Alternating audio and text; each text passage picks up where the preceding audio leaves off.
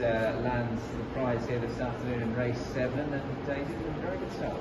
Yeah, I thought so. I'm sure he's a better horse around the bend. I don't think the straight's his caper. It sounds silly, he's won 3 races up the straight running sub 56. But I'm sure he gathers and uses that explosive acceleration off the bend better. When he goes around the bend, he'll be better.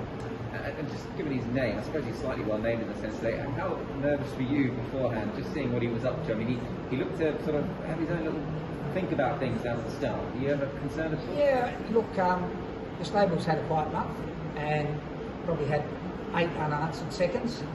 So I wanted him to win. It was a long 1,000 metres, but he got the job done without giving too many headaches. I thought Stoles was very strong though. And he was giving a lot of weight away as well, like I say, a lot of weight, 7 pounds and some. So on the back of that, a horse that's got so much raw, untapped potential so far, that's pretty commendable.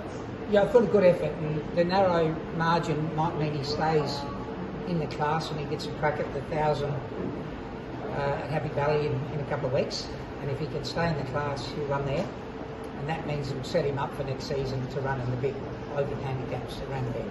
You more or less answered that question, because mentioning headaches, I was going to ask, where do you go next? Because there is that race at Happy Valley. Is that the next step for this guy to go back? It was very awkward if he won by a big margin, because it was only the 1,200 metre trophy races that he could run in.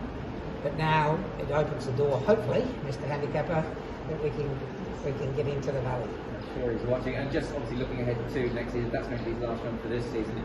He very much is a horse, I suppose, that has to go up and trip, and given you think he's going to be better around the bend, I guess that's where we'll see him next season. David Price, who sold him, has been dying for me to run him 1,200 around the bend.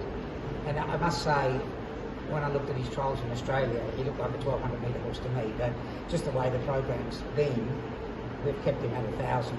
But he's, it's an aggressive horse in a stressed environment. I think keeping him short for a while has been very, very good.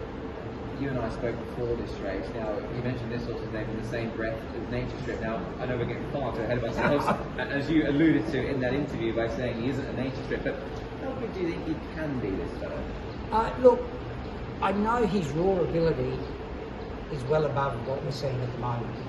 We just have to get him to just relax and do things a bit better. But Blake said he was under pressure with 200 to go and he fought today because he was a bit smoother through the first 400. So if we can just keep harnessing it, working on that, he's a 120 plus horse for sure, but not at the moment. David, I'm sure you and your excellent team will certainly harness the horse that you have very well. Thank you.